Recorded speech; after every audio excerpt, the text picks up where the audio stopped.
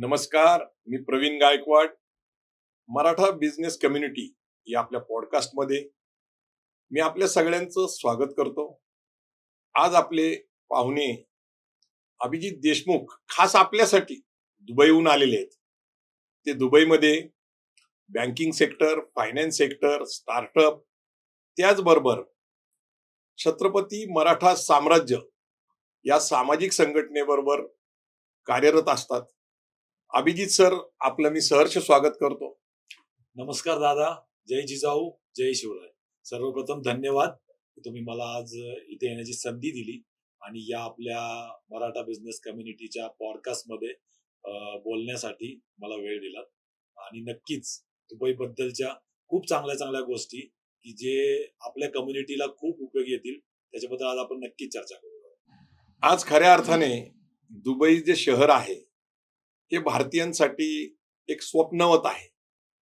पूर्वी असं म्हणायचे की आखाती देशातले अरब कंट्रीजचे लोक जीवाची मुंबई करण्यासाठी, आनंद लुटण्यासाठी मुंबईला यायचे. आता आपले लोक 1980 नंतर जर बघितलं तर सगळ्यांचं आकर्षण आता दुबई झालेलं. खरं बघितलं तर ज्यावेळेस ब्रिटिश साम्राज्य जगभर पसरलं होतं त्यावेळेस जगाची आर्थिक राजधानी हे लंडन शहर होतं. इंग्लंडचं राजधानी लंडन होतं. नंतर अमेरिकेचा उदय झाला, आर्थिक साम्राज्य झालं, महासत्ता झाली, ते न्यूयॉर्ककडे गेलं. म्हणजे जगाची आर्थिक राजधानी न्यूयॉर्क झाली. तिथं वॉल स्ट्रीट आहे, शेअर मार्केट, डॉलरचा उदय झाला. आणि मग जपान, टोकियो हे शहर मधल्या काळामध्ये प्रसिद्ध होतं, कारण जपानमध्ये इलेक्ट्रॉनिक वस्तू असतील, गाड्या असतील, मेड इन जपान म्हणलं की लोकांना भारी वाटायचं. आणि भारतामध्ये तुम्ही जर साधारणपणे 70 ते अगदी अलीकडपर्यंत 2010-11 पर्यंत मेड इन जपानची फार क्रेज होती. आर्थिक राजधानी असल्यासारखी टोकियो शहराची ओळख होती. पण आता 21व्या शतकामध्ये जगाची आर्थिक राजधानी म्हटलं तर दुबईचा उल्लेख होतो. त्या दुबई शहरामधून तुम्ही येता. दुबई शहर तुम्हाला का आकर्षित झालं? तुमचं अभिजित सर, महत्वाचा विषय असा आहे की तुम्ही सातारा जिल्ह्यातनं येता. सातारा सारख्या जिल्ह्यातनं येऊन पुणे शहरामध्ये तुम्ही येता आणि मग दुबईकडे जाता. म्हणजे तुमचा जीवन प्रवास एका गावातल्या खेडेगावातनं सुरुवात होते, मग शहरात आणि दुबईकडे. तर आम्हाला सगळ्या प्रेक्षकांना जाणून घेण्याची इच्छा आहे की तुमचा हा जीवन प्रवास काय आहे, तुम्ही कुठलं शिक्षण घेतलं आणि तुम्हाला असा कुठला ट्रिगर पॉइंट झाला की तुम्ही दुबई पर्यंत पोहोचला. तर मला असं वाटतं की आपल्या जीवन प्रवासाला सुरुवात करावी. माझं मूळ गाव नांदगाव, तालुका जिल्हा सातारा. म्हणजे साताऱ्यापासून एक साधारणतः 15-16 किलोमीटर कराड साईडला आपण निघालो तर रस्त्यात माझं गाव येतं. कृष्णाकाठचं गाव. माझे आजोबा प्रल्हाद भगवंतराव देशमुख. शेती व्यवसाय आपला तेव्हा पहिल्यापासूनचा शेत.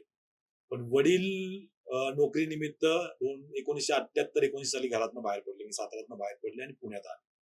त्यामुळे काय झालं की माझं पुढचं जे शिक्षण आहे सगळं हे पुण्यात झालं. मराठी शाळेत झालं. आपली पुणे जिल्हा शिक्षण मंडळाची शाळा आहे, महालसाकांत विद्यालय आकुर्डीमध्ये. तिथं माझं 12वी पर्यंत शिक्षण झालं. माझे वडील शशिकांत प्रल्हाद देशमुख आणि माझी आई विजया शशिकांत देशमुख. तर या दोघांमुळं मला असं वाटलं की म्हणजे माझा जो जीवन प्रवास आहे हा खूप बऱ्यापैकी शिक्षणाच्या बाबतीत किंवा बाकीच्या गोष्टीमध्ये गावाकडनं बाहेर पडल्यामुळं एक पहिली जी सीडी आहे ती मला चढण्यासाठी खूप चांगली संधी भेटली. मग 12वीचं शिक्षण माझं झालं आपल्या महाराष्ट्र बोर्डातनं.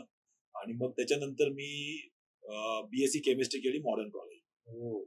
त्याच्यामध्ये सुद्धा प्रवास असा होता की 12वी नंतर इच्छा होती, म्हणजे आपली टिपिकल फॅमिली, इंजिनियर बनायचं किंवा डॉक्टर बनायचं. आणि खास करून पुण्यात शिक्षण घेतले म्हटल्यावर ती अपेक्षा खूप जास्त असते. त्यानुसार मी पण विचार केला की डॉक्टर बनावं. आणि 1999 साली 12वी झाली आणि त्याच वर्षी म्हणजे एंट्रन्स एक्झाम CET एक्झाम जी चालू झाली ते पहिलंच वर्ष. बरोबर. आणि CET एक्झामला मार्क कमी पडले. त्यामुळे डॉक्टरसाठी काय ऍडमिशन नाही भेटलं. फार्मसीसाठी भेटत होतं पण कॉलेजेस खूप लांब लांबचे होते, बाहेरचे होते. त्यात सुद्धा थोडं हे झालं, मग कॅन्सल केलं की म्हटलं आता कॉलेज करा. मग BSc ला ऍडमिशन घेतलं.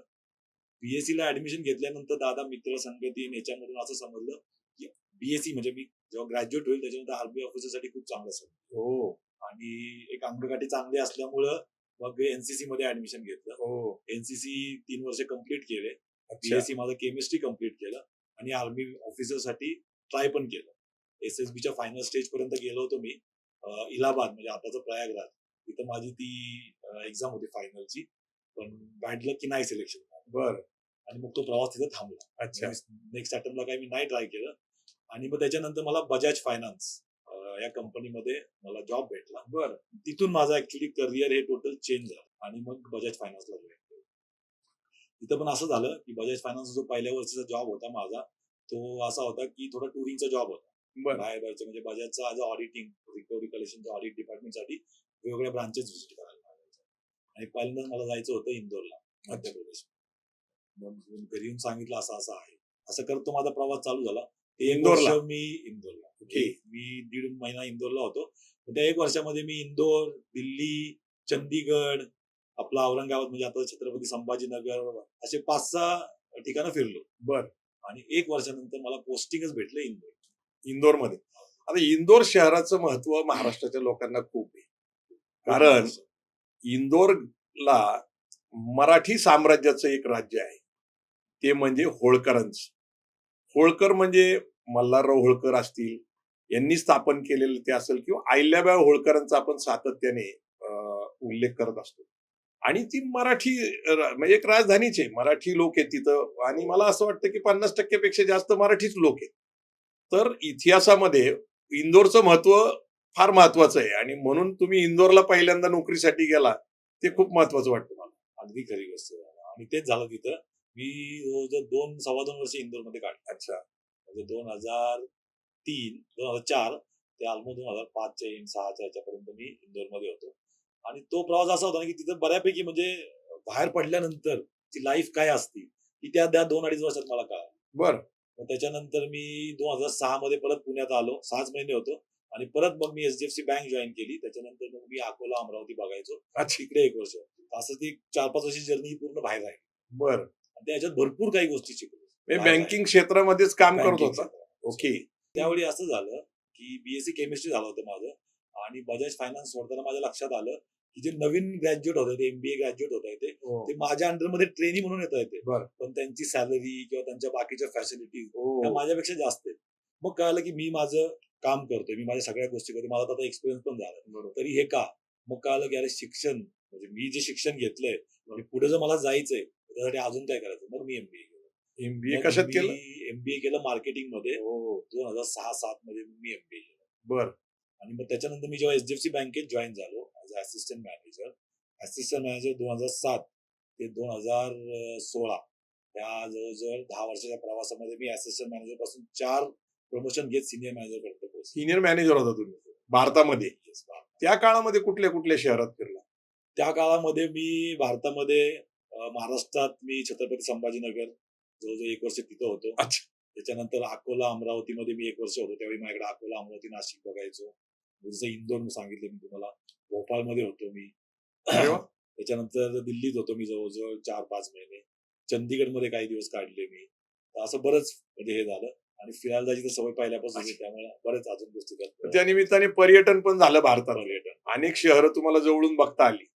तिथली भाषा, तिथली संस्कृती, तिथले लोक, ही खूप आनंदाची गोष्ट आहे. इंदोरमध्ये राहिल्यामुळे अजून एक फायदा असा झाला दादा, अच्छा. हिंदी माझं खूप फ्लुएंट झालं. महाराष्ट्राच्या बाहेर जर उत्तरेत तुम्ही गेला तर हिंदी कंपल्शन आहे. आपल्याकडं मराठी हिंदीचा सध्या वाद सुरू आहे, पण बहुतेक लोक हे उत्तरेमध्ये हिंदी बोलतात, आणि हिंदीची तुम्हाला चांगली संधी. तुम्हाला इंग्लिश चांगलं येतं. इंग्लिश माझं हो हळूहळू एक्सपिरियन्स नुसार वाढत गेलं. जरी अच्छा. मराठीत शिक्षण झालं होतं, BSc केमिस्ट्री केल्यानंतर सुद्धा म्हणजे मला असं म्हणतं की शिक्षण घेताना तुम्ही जेवढं इम्प्रूव्ह होत नाही ना, जेवढं तुम्ही तुमच्या सराउंडिंग मध्ये जेव्हा ग्रूमिंग करता तेव्हा इम्प्रूव्ह जास्त होतं. मग माझं जेव्हा तो सराउंडिंग वाढत गेला, लोक मी पुण्यात कॉलेजला आलो, त्याच्यानंतर जे मित्र भेटत गेले, तिथून जे इंग्लिश किंवा जॉब केल्यानंतर इंग्लिश इम्प्रूव्ह होत गेलं, तो ऍक्च्युली एक्सपिरियन्स खूप चांगला होता. म्हणजे असं म्हटलं जातं की सराउंडिंग मेक्स द मॅन. तुमच्या भोवतीचे लोक तुम्हाला घडवत असतात. तर तुम्ही नेमका आता तुम्ही भारतात एवढा प्रवास केला, जॉब केला फायनान्स सेक्टरमध्ये, HDFC मध्ये सिनियर मॅनेजर म्हणून काम केलं, मग तुम्ही दुबईला का गेला? म्हणजे काय नेमकं ट्रिगर पॉइंट झाला आणि तुम्ही दुबईला गेला? दुबईचा प्रवास कसा सुरू झाला? त्याच्या मागची पण स्टोरी अशी आहे.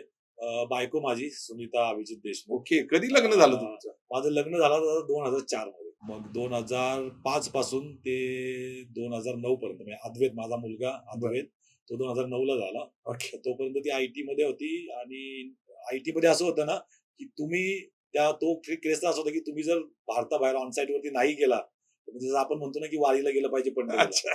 तसं तिथे आहे की ते बरं. वारी तुमची झालीच पाहिजे. मी आयटी केलं तर परदेशात नोकरीला जायलाच पाहिजे. जायलाच पाहिजे. तो एक स्टॅम्प असलाच पाहिजे. Yes. ओके. आणि 2015ला पहिली संधी चालून आली ती सुनीताला फिलिपाईन्सचा एक प्रोजेक्ट आला. फिलिपाईन. फिलिपाईन म्हणजे काय म्हणतात पण ना की तुम्ही तुमच्या पत्नीच्या माग एकदम ठामपणे उभा आहे हे महत्वाचं आहे. 100% हे मराठा कम्युनिटीमध्ये फारसं दिसत नाही. असलं पाहिजे. म्हणजे आपण एकमेकाला जो सपोर्ट करणं आहे, Yes. म्हणजे नवऱ्याचा बायकोला आणि बायकोचा नवऱ्याला येस. हा सपोर्ट असणं खूप जरुरी आहे. त्या पुढच्या लाईफ मध्ये तुम्हाला खूप काम आहे. तर ती जी संधी पहिली चालून आली 2015ची 6 महिन्याचा प्रोजेक्ट होता. बरं. मग फेब्रुवारीला फ्लाय करायचं तिला मी म्हटलं तू जा, अच्छा. ठीक आहे 6 महिने काढ. फिलिपाईनला?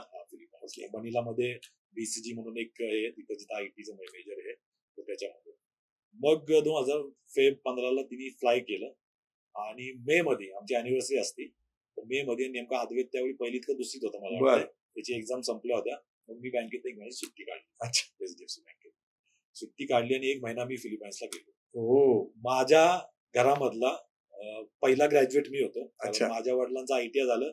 त्याच्यानंतर ते इकडे बजाज ऑटोला आले. बजाज ऑटोमध्ये कंटिन्यू केलं. बरं. मी घरात सगळ्यात मोठा म्हणजे आमच्या भावंडांमध्ये. किती भाऊ आहेत तुम्ही? मी आणि माझा एक लहान भाऊ आहे. बरं. इव्हन बाकी म्हणजे माझ्या चुलत्यांची मुलं वगैरे सगळ्यात मी एकत्र वडील मोठे कुटुंब. होते. एकत्र कुटुंब अजून सुद्धा आहे. वडील सगळ्यात मोठे होते त्यामुळे मी सगळ्यात मोठा होतो. बरोबर. मग मी पहिला ग्रॅज्युएट आणि माझी बायको पहिली जी भारताबाहेर पडली. अच्छा. त्याचं मी आणि माझा मुलगा प्राऊडली सांगा वाटतं त्या गोष्टी की त्याच्यामुळे म्हणजे बाकीच्यांना बाहेर म्हणजे बाकीच्या घराला पण त्याची चालना भेटते. येस. तुमच्या आपल्या पॉडकास्ट मध्ये येईल नक्कीच ते. येस. तिथून जेव्हा परत आलो तेव्हा दोघांनी ठरवलं. मग तिला म्हटलं बघ तुला युके भेटू युएस भेटू कुठे, कारण मी ज्या क्षेत्रामध्ये होतो बँकिंग क्षेत्रामध्ये मला Okay. वाटतं अजून सुद्धा बरेच लोकांना माहिती पण नसेल की बँकिंग मध्ये सुद्धा आपण बाहेर जॉब करू शकतो. करिअर करू शकतो. आणि 2015 मध्ये मी पण त्यातलाच एक होतो. अच्छा. मला सुद्धा नव्हतं माहिती की माझं करिअर बाहेर होऊ शकेल. बापरे. तिच्यासाठी मी खूप प्रयत्न करत होतो. पण माझ्यासाठी सुद्धा असेल ना कधी विचारच नव्हता केला. अच्छा. आणि झालं असं की ह्याच्या संध्यात म्हणजे हे जे आमचं फाइंडिंग चालू होतं सुनीतासाठी नेमकं 2015च्या एंड मध्ये एचडीएफसी बँकेतलेच माझे एक बॉस आहेत ते दुबईला गेले. दुबईला एका चांगल्या बँकेमध्ये डायरेक्टर म्हणून जॉईन झाले आणि त्यांचा मला कॉल आला एक दिवशी असं संध्याकाळचा की असं असं इकडे वॅकन्सी आहे आणि त्यांनी माझं काम जवळजवळ गेल्या 7-8 वर्षात खूप चांगलं बघितलेलं. म्हटलं तू येणार का? ओके. म्हटलं सर 2 दिवस द्या. नेमकं त्यावेळी असं झालं होतं की माझं पुढचं प्रमोशन डी होतं एव्हीपी असोसिएट व्हाईस प्रेसिडेंट एचडीएफसी मध्ये आणि लोकेशनचे चान्सेस होते एक तर रायपूर किंवा अहमदाबाद. बरं. असं पण म्हटलं महाराष्ट्रामध्ये पुण्यातनं ट्रॅव्हल करायचंच आहे तर दुबई का नाही. आणि अच्छा. दुबईचं ट्रॅव्हल टाइम मी त्या 2 दिवसात सगळा रिसर्च केला. अच्छा. दुबई 3 तासाच्या पुण्यातनं डायरेक्ट फ्लाईट आहे 3 तास लागतात. आणि पहिल्या वर्षात सुद्धा असा जॉब प्रोफाईल होता माझा की मला बरेचदा इंडियात परत ट्रॅव्हल करतो इकडचे काही एजन्सी आमचे व्हेंडरचे सेटअप्स वगैरे होते. तर म्हटलं ठीक आहे तुमचं माझं डिस्कशन झालं पप्पांशी डिस्कशन झालं की बाबा 1 वर्ष 2 वर्ष काढेल चांगला एक्सपिरियन्स घेईल आणि मग बघू मी सुंदर जर काय आलं तर ती मग मी तसं शिफ्ट करेल असा प्लॅन करून मी दुबईला मूव्ह झालो. हा माझा प्रवास जून 2016ला चालू झाला. अच्छा. दुबईचा. पण काय अनुभव होता प्रत्यक्ष दुबईला गेल्यानंतर? कारण आम्ही दुबईबद्दल खूप ऐकतोय. सगळा पहिला अनुभव सांगतो. मी फ्लाईट मधनं उतरलो. ओके. दुबईचे एअरपोर्ट हो. मी भारतात त्याच्यानंतर सॉरी जगातल्या बऱ्याच कंट्री फिरलो. इव्हन लंडनला हेथ्रो एअरपोर्टला गेलो. तिथं पण जो एक्सपिरियन्स देत नाही तो एक्सपिरियन्स दुबईच्या DXBच्या एअरपोर्टमध्ये. माझा एक अनुभव आहे. माझे एक मार्गदर्शक आहेत डॉक्टर प्रकाश पवार. हे शिवाजी युनिव्हर्सिटीमध्ये डीन म्हणून सध्या काम करतात तिथं. सोशल सायन्सचे ते प्रमुख आहेत. त्यांना मी विनंती केली की आम्ही जे सातत्याने दुबईला बिझनेस कॉन्फरन्स घेतो एक 5-50 लोक बरोबर घेऊन जातो आणि त्यांना विनंती केली की तुम्ही माझ्याबरोबर एकदा दुबईला चाला. आणि आमचे एक मित्र IBN लोकमतला पत्रकार होते चंद्रकांत पाटील, पण दोघांनी दुबईला यायचं नाकारलं. आणि नंतर मग मी खूप प्रयत्न केला कन्व्हिन्स केलं आणि मग सगळं प्रोसेस करून डॉक्टर प्रकाश पवार आणि चंद्रकांत पाटील यांना आम्ही दुबईला घेऊन आलो. येण्यापूर्वी त्यांचं मत होतं की तिथं काही लोकशाही नाहीये, तिथं काही इतिहास नाहीये, तिथं काही आमच्यासाठी काहीच नाहीये, कारण ते दोघांचं फील्ड वेगळं होतं. प्रत्यक्ष ज्यावेळेस दुबई एअरपोर्टवर आमचं विमान उतरलं आणि एवढं प्रचंड मोठं एअरपोर्ट, जगातलं सगळ्यात मोठं एअरपोर्ट आहे. 220 विमानं त्या ठिकाणी एका टायमाला उतरतात, म्हणजे त्या ठिकाणी पार्क केलेले असतात. एवढं मोठं भव्य दिव्य एअरपोर्ट बघितल्यानंतर डॉक्टर प्रकाश पवार मला म्हणले भारताचं महासत्ता होण्याचं स्वप्न पुढचे 100 वर्ष तरी पूर्ण होण्याची शक्यता दिसत नाही. आपल्याला खूप काम करावं लागेल. हे दुबईचा माझा अनुभव होता. हे मला मुद्दाम नमूद करावं वाटलं. मग दुबईमध्ये तुम्ही उतरला आणि मग पुढचा प्रवास कसा सुरू झाला? दुबईत उतरलो मी आणि एअरपोर्ट मधनं बाहेर पडताना एकटाच होतो. ओके. पहिलीच अशी ट्रिप की सिंगल निघालोय, ते पण कामासाठी निघालोय. बरोबर. आणि दुबईच्या एअरपोर्टनं बाहेर पडलो. एक तर एअरपोर्ट एवढं सुंदर आहे, एवढं छान आहे. फार सुंदर. आणि बाहेर उतरल्यानंतर एक माणूस बोल्ट घेऊन माझ्या नावाचा असा उभा होता. अच्छा. त्यांनी मग मला माझं नाव वाचलं, त्याच्याजवळ गेलो आणि सर अभिजित मला yes please come. Okay. Bag घेतली माझी आणि मी आपलं मागे मागे निघालो. समोर एक लेक्सस होती, लेक्सस. कलरची. बापरे. पहिल्यांदा त्या लेक्सस मध्ये बसलो. त्यांनी माझी बॅग 1.5-2 कोटीची गाडी. म्हणजे तो जो अनुभव होता हा. की तिथं बसायचा, राजेशाही. राजेशाही. मग Yes. मागे बसलो, मग त्यांनी विचारलं, मग आणि ड्रायव्हर पाकिस्तानचा. हो. तर नेहमीचा अनुभव आहे. आणि तिथला अनुभव आहे. पण मग तिथनं जो प्रवास तो चालू झाला तो खूप छान होता. म्हणजे काही एक्सपिरियन्स मध्ये मी सांगेल मी आता. मग त्यावेळी मी विचार केला होता की 1.5 ते 2 वर्ष करेल आणि एक तर परत येईल, किंवा खूप म्हणजे माझ्या डोक्यामध्ये ना बिझनेस करायचा किंवा हो. बिझनेस काहीतरी असावा, असं खूप म्हणजे खूप आधीपासून माझी इच्छा होती कॉलेज संपल्यापासून. मग त्याच्यानंतर असं झालं की ज्यांनी मला तिथं बोलवलं होतं, हो. पुढच्या 6 महिन्यातच त्यांनी तिथून सोडलं. ओके. ते परत इंडियात आले आणि मला म्हटले की हम्म. तुला यायचं असं होतं परत चल. मी म्हटलं नको, मी आता आलोयच तर 1-1.5 वर्ष 2 वर्ष काढतो, नंतर म्हटलं तुम्ही आहेच परत यायचं असेल. येस. असा विचार करून मी कंटिन्यू केलं. आणि मग मी माझं इम्पोर्ट एक्सपोर्टचं पहिलं लायसन काढलं. मग अभिजित शिंदे सरांना तुम्ही ओळखताच. Yes yes yes. त्यांच्या मार्गदर्शनमध्ये मी पहिल्यांदा इम्पोर्ट एक्सपोर्टचं लायसन काढलं. पण नंतर असा माझा अनुभव खूप चांगला नाही राहिला. मग 2017-18ला मी ते बंद केलं. म्हणजे एकच बरं. कंटेनर मी ऑनियनचे आणले. थोडा एक्सपिरियन्स नव्हता. मग असं कळालं की जॉब करत करत ते करणं तेवढं शक्य शक्य नाही. नाहीये, खूप जास्त प्रॉब्लेम्स आहेत, म्हणून मी स्टॉप केलं तिथं. ओके. पण नेमकं असं झालं त्यावेळी की आता म्हटलं इकडे ऑपॉर्च्युनिटी चांगल्या आहेत, मग म्हटलं फॅमिली शिफ्ट करायला तर हरकत नाही. ओके. मग अशा प्रकारे मी सुनीता आणि अद्वैतला साधारणतः 1.5 वर्षांनी 2017 एंडच्या आसपास 18ला दुबईला शिफ्ट केलं परत. आणि मग तो आमचा फॅमिली प्रवास चालू झाला. ओके. नाही, मला ऍक्च्युली आता हे दुबईचं जे आकर्षण आहे ते तर मी सातत्याने आपल्याकडे येत असतो. आपल्याला मुळे मी बऱ्याच वेळा दुबई पाहिली. जवळपास 25 वेळा तर मी दुबईला आले. दुबईचा इतिहास जर बघितला तर तो साधारणपणे एक 1850च्या काळामध्ये थोडा सापडायला लागतो. म्हणजे तो आखाती देश आहे, वाळवंटी प्रदेश आहे. लोक समुद्र किनाऱ्याच्या कडेने राहत होते, कारण मुख्य वाळवंटामध्ये तसं राहणं अवघड आहे. काही लोक राहत होते आखाती देशामध्ये, अरब लोक आहेतच तिथं. त्यांचा मुख्य व्यवसायाचा जो उल्लेख दिसतो तो म्हणजे फिशरी, म्हणजे मासेमारी, आणि दुसरं पर्ल्स म्हणजे मोती समुद्रातनं काढणं. म्हणजे त्या अरब लोकांचं कौतुक केलं पाहिजे की ते डाईव्ह मारायचे समुद्रामध्ये आणि तिथनं मोती काढायचे. मोतीचा व्यापार हा एक मुख्य विषय दिसतो तिथं.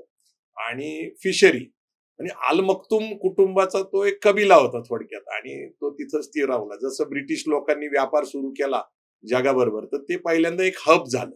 जसं एक सिंगापूर आहे तसं हब होतं, म्हणजे ट्रेडिंग हब होतं. तिथं येऊन लोडिंग अनलोडिंग करायचं, असा तो प्रवास सुरू झाला. नंतर ब्रिटिशांचा त्या काळामध्ये काही अंमल होता आणि नंतरच्या काळामध्ये ब्रिटिशांनी या देशांना, म्हणजे खरं तर ते अमारिती आहे, म्हणजे 7 अमारितींचा तो देश आहे, UAE, युनायटेड अरब एमिरेट्स, म्हणजे ज्याला आपण दुबई म्हणतो, अबुधाबी, शारजा, फुजैरा, रेसलखेमा, आणि ते अजून 2 अमारत, अजमान आणि उमल ख्विन, असे ते 7 अमारतीला. आणि स्वतंत्र दिलं 1971ला. 1950च्या दरम्यान पहिल्यांदा तिथं तेल म्हणजे क्रूड ऑइल सापडलं होतं. त्यापूर्वीपर्यंत तसा दुबईचा विकास फारसा काही दिसत नाही. दुबई बद्दल पूर्वी कुवेट बद्दल खूप चर्चा असायची, म्हणजे ओमानची राजधानी कुवेट, तिकडं जाण्याचं येण्याचं फार प्रमाण होतं लोकांचं. पण जसं अलीकडं आपण बघितलं, म्हणजे मला तर खरं 1980 आणि नंतर पुढे जागतिकीकरण 1990ला झालं. 90 नंतर खरं तर 91ला सगळ्या जगाने सायनिंग केलं ग्लोबली, म्हणजे लिबरायझेशन, प्रायव्हेटायझेशन आणि ग्लोबलायझेशन. याच्यामुळं जगाशी आपला व्यापार सुरू झाला, व्यवसायाची लेनदेन सुरू झाली, लोक इकडून तिकडं परदेशात जायला लागली. आता ही जी दुबई जी आहे, ही दुबई भारतामध्ये आकर्षणाचा विषय पर्यटनाच्या मुळे पण झालेला आहे. पण दुबईमध्ये तुम्ही गेल्यानंतर भारतीयांसाठी काय संधी दिसतात तुम्हाला? कारण भारतातले अनेक लोकांचं आकर्षण आहे. आणि तिथलं नेमकं अर्थकारण काय? कारण एक गोष्ट मला सांगावीशी वाटते की 1950च्या दरम्यान भारत स्वतंत्र 47ला झाला आणि 1950ला आपली राज्यघटना आली. त्या दरम्यान असं होतं की दुबईचा दिराम रुपयाला 4 मिळायचे. एका रुपयाला 4 दिराम मिळायचे. आज एक दिराम घ्यायला भारतीय 25 रुपये लागतात. तर हे जी डेव्हलपमेंट आहे, म्हणजे ही जी जीडीपी आहे, तर हे सगळं मला नेमकं समजून घ्यायचं. नेमकं दुबईचा विकास काय आहे, युएई काय आहे, तिथली संधी काय आहेत आणि कुठल्या कुठल्या क्षेत्रामध्ये दुबईमध्ये संधी आहे. नक्की आलं. मूळ मूळ विषयावर आता आपण ऍक्च्युली आलोय या हो. podcastच्या. की दुबईमध्ये भरपूर संधी आहे. ओके. दुबई तुम्ही जसं म्हटले की त्यांचे जे आम्हा- 7 देश होते किंवा आपलं 7 राज्य म्हणू शकतो आपण, हा. त्यांचे 7 राज्याचा मिळून एक असा तो युएई म्हणून देश झाला. त्या देशाची राजधानी म्हणजे अबुधाबी. म्हणजे अबुधाबीचे जे शेख आहेत किंवा जे राजकीय कुटुंब आहे ते युएईचे प्रेसिडेंट शेख अल नायन हे प्रेसिडेंट आहेत. ओके. आणि दुबईचे जे शेख आहेत किंवा किंग फॅमिली अल मक्तूम शेख हा. राशिद अल मक्तूम, ओके. तर हे वाईस म्हणजे प्रेसिडेंट वाईस. आणि दुबईचे Prime प्राईम Minister. मिनिस्टर असे 7 राज्याचे प्रत्येकाची आपापली एक वेगळी आयडेंटिटी आहे. म्हणजे एवढी चांगली सिस्टम हे केली ना त्याच्यामध्ये की कुठेही कुणाची क्लॅशेस नाही झाले पाहिजे. ओके. म्हणजे ऍज अ देशाची इकॉनॉमी त्यासाठी एक काउन्सिल आणि प्रत्येक 7 जे राजे आहेत हे त्या काउन्सिल मेंबर असतात. बर. त्याच्यानंतर प्रत्येक राज्याचं आपापलं एक काउन्सिल आहे. ओके. त्या काउन्सिलमध्ये त्यांचे वेगवेगळे सब आहेत अच्छा. आणि प्रत्येकाची आपापली म्युन्सिपाल्टी आहे. ओके. त्यांचं स्ट्रक्चर. त्याच्यामुळे झालं काय की प्रत्येकाला आपापलं एक म्हणजे कंट्री म्हणून पण उभारता आलं व्यवस्थित. कारण दुबई आपण जरी म्हणतो की क्रूड भेटलं, ऑइल भेटलं, सगळं झालं युएई मध्ये. अबुधाबी त्यासाठी म्हणजे बरोबर. त्या 7 राज्यामध्ये सगळ्यात जास्त जे क्रूड किंवा ऑइल भेटते ते अबुधाबी. सगळ्यात जास्त पैसा पण 80% अबुधाबीकडे आणि दुबईकडे तर आता मला वाटतं 2030 पर्यंत त्यांचं तेल पण संपलं. दुबई तर आजच्या डेटला तसं बघायला गेलं ना तुम्ही इकॉनॉमी तर क्रूडवरती डिपेंडच नाही. नाही. कारण त्यांनी स्वतःला एवढं डायव्हर्सिफाईड केलं बरोबर. की म्हणजे जगातला प्रत्येक जण तो एक्सपिरियन्स प्रत्येक कंट्री ती एक्सपिरियन्स घ्यायला आज हे करते की एवढं डायव्हर्सिफाईड आणि एवढ्या लवकर कसं होऊ शकतं. ज्या कंट्री डेव्हलप व्हायला 100 वर्ष लागतात ते त्यांनी अगदी म्हणजे 20-30 किंवा खूप जेमतेम 40 वर्षात करून दाखवलं. बरोबर. आणि खूप चांगली प्रगती आणि त्यानुसार आपल्याला म्हणजे आजच्या डेटला जर तुम्ही बघितलं तर जवळजवळ 55% लोक हे युएई मध्ये भारतीय भारतीय बापरे. कुठले म्हणजे कुठल्या पण राज्यातले लोक ह्या आहेत? 55% 60% हे केरळामध्ये केरळमध्ये म्हणजे त्यांना आपण काय म्हणतो नेमकं केरळी लोकांना तिथं मलबारी. मलबारी. बरोबर. म्हणजे आपले म्हणजे मला एक किस्सा सांगायचा आहे या निमित्ताने. खरं तर हे लोक पहिल्यांदा स्टेपिंग ज्याला म्हणतो ते पहिल्यांदा केरळमधनं मुंबईमध्ये येत होते. मुंबई ज्या वेळेस एक आर्थिक राजधानी आहे देशाची, ब्रिटिश काळापासून तिथं अनेक कामानिमित्त आपल्याला मुंबईमध्ये केरळी लोक दिसत होते. शिवसेनेचा उदय झाला. दक्षिण भारतीय लोकांचं त्यावेळेस प्राबल्य होतं आणि त्याच्या विरोधामध्ये मग बजाव पुंगी आणि हटाव लुंगी असं एक आंदोलन सुरू झालं होतं. आता सुदैवाने म्हणा दुर्दैवाने म्हणा 80च्या दशकामध्ये या लोकांना मात्र दुबईचा पर्याय उघडला आणि हे सगळे लोक दुबईला जायला लागले. म्हणजे मराठी माणसाचं दुर्दैव असं आहे की भारताची आर्थिक राजधानी मुंबई ही महाराष्ट्रात आहे आणि महाराष्ट्रात असताना सुद्धा तिथं मात्र मराठी माणूस दिसायला तयार नाही. आणि तुम्ही सांगताय की केरळी लोक आज 55%च्या आसपास एकूण भारतीयांच्या हे दुबईमध्ये आहेत. नेमकं दुबईमध्ये ते काय करतात, त्यांचे व्यवसाय काय, उद्योग काय आणि त्यांचं नेमकं अर्थकारण काय आहे? कुठलाही व्यवसाय असू दे. अच्छा. आमच्या कॅफे पासनं कॅफे. किराणा मालाच्या दुकानापर्यंत ते ओ. मोठ्या मोठ्या म्हणजे बाकीचे बिझनेस असतील ट्रेडिंग असतील कुठल्याही व्यवसायामध्ये तुम्हाला हा मलबारी माणूस 100% दिसणार. 100%. मी ओके. आता परवाच एक दुबईमध्ये एक फॅमिलीकडनं सत्कार झाला. 1967 साली बर. एक केरलाईट मनुष्य 1967 साली बोटीने दुबईत पोहोचला होता. 67 साली. 67 साली. आणि त्यांनी मग त्याचा प्रवास आणि आता खूप मोठा बिझनेसमॅन तिथं आहे दुबईमध्ये. ओके. तर मी त्या माणसा सत्कार आता दुबईमध्ये त्यांनी अच्छा. केला. ही त्यांची हे म्हणजे मी तर बघितलं ना अनुभवलं जसं आपण म्हणतो ना की पंजाबांनी कॅनडा घेतला. ओके. ठीक आहे. त्याच्यानंतर हे केरलावाल्यांनी युएई घेतलं. अच्छा. तसं मलेशियाला मी गेलो होतो तर तमिळ जेवढे पण तुम्ही ओ. तमिळ बघाल मॅक्झिमम सगळे मलेशियामध्ये. ते चट्टीनाड समाज सगळा. मग आपण महाराष्ट्राने अजून काय घेतलं म्हणजे या पॉडकास्ट निमित्त मला नक्की विचारावं असं वाटतं. नाही, आपण पण काहीतरी घेतलं पाहिजे. आपल्याला काय आहे, आपल्याला छत्रपती शिवाजी महाराजांची एवढी मोठी प्रेरणा आहे आणि शिवाजी महाराजांनी स्वराज्य निर्माण केलं तर त्यांच्या राज्याची कल्पना त्यांनी 6 जूनला सांगितली की अहत तंजावर तहत पेशावर, अवघा मुलूक आपला, म्हणजे हे देश माझा आहे आणि तो स्वराज्यात असेल, अशी कल्पना शिवाजी महाराजांनी केली होती. पण आता खरं सांगायचं म्हणजे काय आहे की आता तुम्ही विचारलंच म्हणून सांगतो की हा सगळा माइंडसेटचा खेळ आहे, मानसिकतेचा खेळ आहे. कुठंतरी एक प्रेरणा लागती, एक विचार लागतो, एक ट्रिगर पॉइंट लागतो. केरळी लोक जसे आखाती देशामध्ये गेले, तसंच तुम्ही सांगितलं की तमिळ लोक दक्षिणेमध्ये गेले. म्हणजे मग ते अगदी श्रीलंकेला आहेत, मलेशियाला आहेत, कंबोडियाला आहेत, थायलंडला आहेत, व्हिएतनामला आहे आणि 10-12% आणि सिंगापूरच्या एकूण पॉप्युलेशनच्या 12% लोक हे तमिळ आहेत आणि तिसरी भाषा सिंगापूरमध्ये तमिळ आहे आणि त्यांचे स्वतःचं तिचं मोठं साम्राज्य आहे. पण आता आपण दुबईकडे येऊ. दुबईमध्ये लुलुलू नावाचं ते लुल्लू म्हणून एक फॅमिली आहे. ओके. मनुष्याचं सरनेम आहे लुल्लू. आणि लुल्लू जे आहेत, जे मेन म्हणजे जसं आपलं डिमार्ट आहे इकडे, ओके. लुल्लूच्या मध्ये इंडियात सुद्धा आउटलेट चालू झाले. बरं लुलूचं. मला जेवढं आठवतंय बहुतेक नॉर्थ साईडला एक, साऊथला पण एक ओके. आहे. तर लुल्लू जी फॅमिली आहे, त्यांचे जे मेन आहेत ते आजच्या डेटला ह्या शेख फॅमिलीमध्ये, म्हणजे त्यांच्या काउन्सिलमध्ये एकमेव इंडियन व्यक्ती आहे की जे त्यांच्या त्या काउन्सिलचा एक मेंबर म्हणा किंवा त्यांच्या बरोबर उठणं बसणं या सगळ्या गोष्टी, अशी ती फॅमिली आहे. आणि त्यांचे दुबई बरोबर युएई मध्येच, त्याबरोबर सौदी, अशा बऱ्याच ठिकाणी अशा मोठे मोठे हायपर मार्केट आहेत. ओके. आणि खूप मोठे एस्टॅब्लिशमेंट. म्हणजे जगातली, भारतातली तर प्रत्येक गोष्ट भेटती, जगातली प्रत्येक खायप्याची, तुमच्या म्हणजे फळभाज्यापासून सगळ्या गोष्टी त्यांच्या त्या हायपर मार्केटमध्ये भेटतात. पण त्यांच्या एकट्या मालकालाच तिथलं नागरिक तत्व दिलं असं मी ऐकलंय. हे खरं आहे का? एकच फक्त माणूस आहे. तर दुबई अशी कंट्री आहे की ज्याच्यामध्ये युएई मध्ये तुम्हाला नागरिकत्व भेटत नाही. पण त्याच्यामध्ये सुद्धा त्यांनी आता खूप वेगवेगळे, म्हणजे आता आपण ज्या मुद्द्यावरती आलो, युएई मध्ये कसं होतं की व्हिसा जेव्हा तुम्ही एम्प्लॉय म्हणून जाता तिथे किंवा बिझनेस चालू करता, तुम्हाला तिथे व्हिसा घ्यावा लागतो. बरं. जनरली व्हिजिट व्हिसावरती आपण जातो फक्त टुरिस्ट किंवा याच्यासाठी. जेव्हा राहायचंय तर तुम्हाला व्हिसा घ्यावा लागतो. तिथं 2 वर्षाचा व्हिसा जनरली बनतो, तुमचा रेसिडेन्स व्हिसा. जसं आता मी बँकेत येतो, मला 3 वर्षाचा बनतो. तर असे वेगवेगळे टाईप आहेत. आता युएई त्याच्या पुढे तिथलं नागरिकत्व ते देत नाहीत, कारण तिथल्या नागरिकत्व म्हणजे त्यांच्या पासपोर्टला खूप चांगल्या फॅसिलिटी आहेत. ओके. त्यांच्या स्वतःच्या, कारण आज तिथे किंगडम जरी असलं तर त्या किंगडमनी त्या सगळ्या गोष्टी राखण्यासाठी त्यांच्या ज्या सिटीजन आहेत त्यांना खूप चांगल्या चांगल्या फॅसिलिटी दिल्या. त्यामुळे ते लोक डेफिनेटली दुसऱ्या कोणाला त्या फॅसिलिटी नक्कीच नाही देणार. त्यामुळे ते लोक नवीन म्हणजे पासपोर्ट इश्यू करत नाही. त्याच्यासाठी खूप मोठे मोठे त्यांचे क्रायटेरिया आहेत. त्याच्यावरती आपण नको जायला. आता महत्वाचा मुद्दा, मग त्यांनी काय केलं, आता लोक राहायला पाहिजे, जास्त दिवस टिकली पाहिजे, 2-2 वर्ष ते येणार, तर त्यांनी अजून 2 व्हिसा चालू केले. बरं. एक चालू केला त्यांनी सिल्वर व्हिसा, सिल्वर कार्ड किंवा ग्रीन कार्ड म्हणतो आपण त्याला. दुसरा चालू केला गोल्डन कार्ड. बरं. गोल्डन व्हिसा, जो त्याच्यामध्ये तुम्हाला 5 वर्षाचं किंवा 10 वर्षाचं तुम्हाला रेसिडेंट.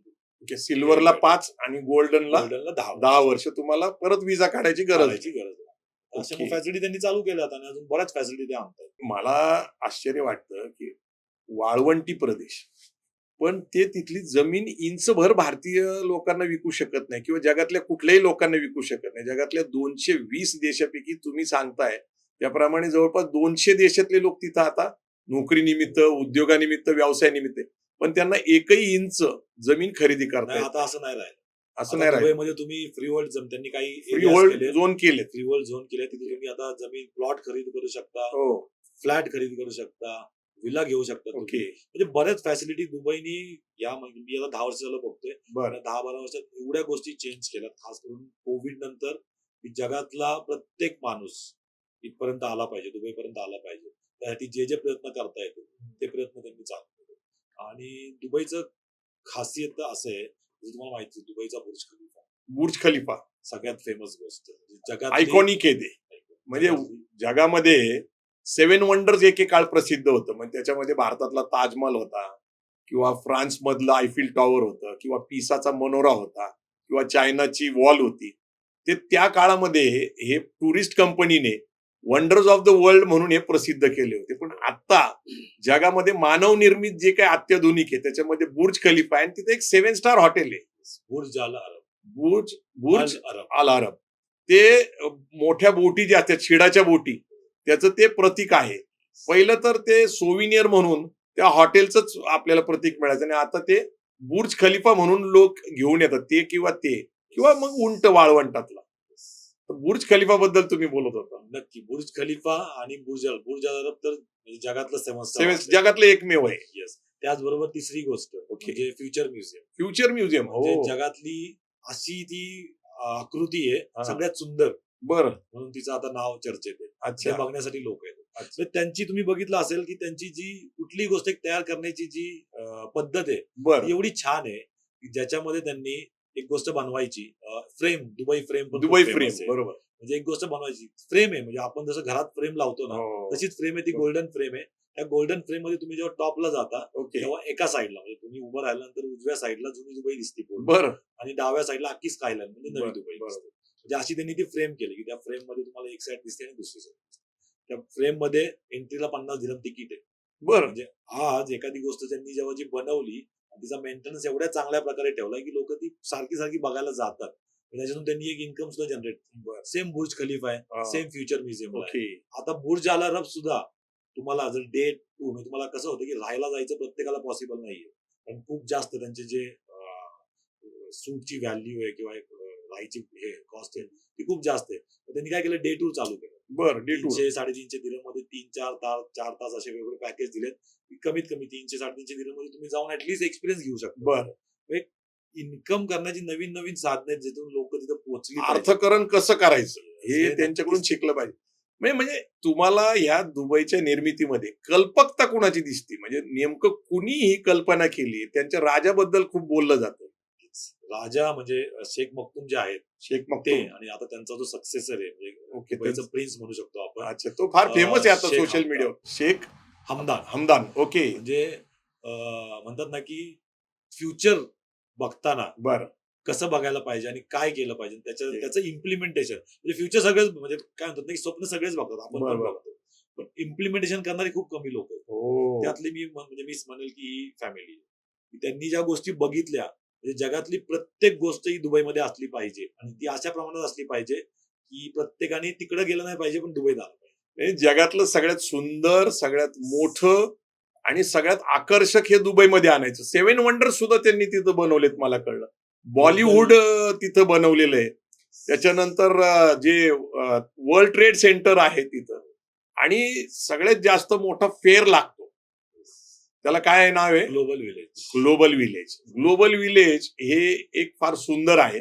ग्लोबल विलेज मध्ये जे मॉन्युमेंट बनवले जातात, तिथं कल्चरल प्रोग्राम असतात, खाद्य संस्कृती असते, आणि जगातले जवळपास 120 देश त्याच्यामध्ये येतात. दुसरं मिरेकल गार्डन एक आश्चर्य करणारी गोष्ट आहे. म्हणजे तसं पर्यटनाच्या दृष्टीने खूपच अप्रतिम आहे दुबई. पण व्यावसायिक दृष्ट्या जर आपण त्याच्याकडे पाहता, हे पर्यटन झालं तर पर्यटनाच्या निमित्ताने तिथं अनेक गोष्टी येतात. किती पर्यटक येतात दुबईमध्ये साधारणपणे दरवर्षी? एक्झॅक्ट आकडा असं नाही सांगू शकणार, पण रिसेंटली जे मी वाचलं होतं ते साधारणतः एमिरेट्स म्हणजे एमिरेट्सची जी डिस्प्ले होती त्याच्यामध्ये आतापर्यंत दुबईमध्ये काहीतरी 56 मिलियन ट्रॅव्हलर्स व्हिजिट केले. 56 मिलियन. त्याच्यामध्ये भारतीय आणि चायनीज लोक जास्त दिसतात. आता सध्या तर चायनीज लोक खूप दुबईमध्ये आहेत. ओके. म्हणजे इव्हन चायना मॉलला जर तुम्ही गेले, चायना मॉल. ड्रॅगन मार्ट म्हणतात त्याला, ड्रॅगन मार्ट. ड्रॅगन मार्ट मध्ये तुम्हाला खूप मोठं ह्यूज, म्हणजे आता सध्या इंडिया मार्ट पण दुबईत अनाऊन्स केलंय, अजून सुरू नाही झालं, पण हा ड्रॅगन मार्ट मला वाटतं गेल्या 10 वर्षापेक्षा जास्त पासून दुबईमध्ये आहे, आणि चायनामधली प्रत्येक गोष्ट त्या ड्रॅगन मार्ट मध्ये भेटते. म्हणजे म्हणतात ना की चायनानी एक इन्फ्रास्ट्रक्चर तयार करून दिलं, तिथून तुमचा प्रत्येक गोष्ट जाईल. आणि दुबईची खासियत काय माहिती का दादा, दुबई खूप छोटं आहे, बरोबर. पॉप्युलेशन पण खूप जास्त नाही. काय 33-35 लाख आहे त्याच्यात. हो, त्याच्यामध्ये पण त्यांची लोकल लोक अजून कमी आहेत. 5-5.5% आहेत त्याच्यात. परंतु दुबई मधून जी कनेक्टिव्हिटी आहे, ओके. म्हणजे आज जगाच्या नकाशावरती, आपली इथं ग्लोब पण आहे, त्या ग्लोबच्या नकाशावरती जेवढे देश आहेत 200 पेक्षा जास्त देशामधली लोक आज दुबईमध्ये तुम्हाला कनेक्ट. हा सगळ्यात मोठा फायदा दुबईचा. म्हणजे आपल्या ह्या पॉडकास्ट माध्यमातून मला एकच सांगायचं आपल्या बिझनेस कम्युनिटीला की दुबईचं युटिलायझेशन जेव्हा तुम्ही विचार करता तुम्हाला काहीतरी चालू करायचं, बिझनेस करायचा आहे, त्यावेळी त्याला ह्या हिशोबाने बघा ना की मी दुबई पासून पुढे कुठपर्यंत पोहोचू शकतो. बरं. तिथून तुम्हाला ते एक ग्राउंड तयार होतं. बरं. त्या ग्राउंडवरून तुम्ही पुढची ती जम्प घ्यायला तुम्हाला ते इझी पडतं. हा दुबईची खासियत आहे. म्हणजे त्यांचे एमिरेट्स सर्व्हिसेस जे आहेत, एमिरेट्स म्हणजे त्यांचं विमान, तर ते जगातल्या 180 देशाला कनेक्टेड आहे. आणि दुबईमध्ये अगदी भारतातनं परदेशात जरी जायचं असेल, कुठल्या अमेरिकेला जायचं असेल, इंग्लंडला जायचं असेल, तर तुम्हाला इथून पहिल्यांदा दुबईला जायचं एमिरेट्स मधनं, आणि मग तिथून तुम्ही पुढचा प्रवास करता इतर देशामध्ये. त्यामुळं कनेक्टिव्हिटी तुम्ही म्हणता ते, आणि बोटीच्या मार्गी, म्हणजे ज्याला आपण ट्रेडिंग म्हणतो, कारण बरेच माल बोटीतनं जातो, ते सुद्धा एक हब आहे. म्हणजे ते समुद्राला लागून असल्यामुळे तिथे एक क्रीक आहे, तर खूप महत्वाची गोष्ट आहे. पण आता मला सांगा की तुमचे काही मित्र तिथं काही व्यवसाय करतात, म्हणजे ऍक्च्युली तिथं आता आपले लोक पहिल्यांदा नोकरीसाठी गेले, नोकरी करता करता आता उद्योगात आले, तर काय मित्र आहेत तुमचे, काय काय करतात ते? खूप गर्वाने सांगावं असं वाटतं की आपली सुद्धा म्हणजे असं आता मगाशी आपण म्हटलं हो. थोडं माहिती खोचकपणे म्हटलं असेल की आपण मराठी कुठे आहेत, पण बरोबर. गर्वाने सांगावं असं वाटतं की दुबईमध्ये पण आता मराठी टक्का खूप चांगला वाढलाय. माझ्या माहितीनुसार UAE मध्ये साधारणतः 2 ते 2.5 लाख महाराष्ट्रीयन लोक ओके. आणि खास करून आता माझ्या मित्र परिवारामध्ये म्हणजे आपण बरेच सोशल कार्यक्रम चालू केले. गेल्या 10 वर्षापासून आपण शिवजयंती सेलिब्रेट करतो. गेल्या 3 वर्षापासून शिवराज्याभिषेक म्हणजे आपली जी टीम आहे हो. या टीमनी त्याच्यामध्ये विक्रम भोसले जसं मी मगाशी सांगितलं की फ्युचर म्युझियम. फ्युचर म्युझियम जे इंटेरियर केलं ज्या कंपनीने हो. त्या कंपनीमध्ये प्रोजेक्ट मॅनेजर आहे आपला सांगलीचा विक्रम भोसले. अरे वा. आणि त्या फ्युचर म्युझियमचं जे इंटेरियरचं बऱ्यापैकी काम हे विक्रमच्या ते अंडरमध्ये मला एक आठवण विक्रम भोसलेंची याच्यासाठी सांगायची. मी आणि मिसेस आलो होतो दुबईला आणि नेमकं तिथं जगातलं सगळ्यात उंच हॉटेल आहे आणि त्याच्या शेजारीच फ्युचर म्युझियम आहे आणि जगातल्या टॉलेस्ट हॉटेलमध्ये राहत असताना मला ते फ्युचर म्युझियम बघण्याची इच्छा होती, परंतु त्याचे तिकीट्स मिळत नाही कारण त्याचं बुकिंग महिना असतं. पण मग आपण सांगितलं विक्रम भोसलेला संपर्क करा आणि विक्रम भोसले स्वतः माझ्या बरोबर आले. त्यांनी पूर्ण फ्युचर म्युझियम दाखवलं. आपल्या सगळ्यांना अभिमान वाटलं पाहिजे की त्याच्या आर्किटेक्चरल कामामध्ये आणि प्रोजेक्ट मॅनेजर म्हणून आपला सांगलीच्या विक्रम भोसलेंनी काम केले. आणि खरंच प्राऊडली सांगावं असं वाटतं. त्याचबरोबर आता म्हणजे आपल्या ज्या टीम मध्ये ट्रॅव्हल इंडस्ट्री असू द्या, मोबाईल इंडस्ट्री असू द्या, हो. फूड इंडस्ट्री असू द्या, जसं आता अमोल दुबे पाटील आहे आपला बरं. संगमनेरचा मुलगा.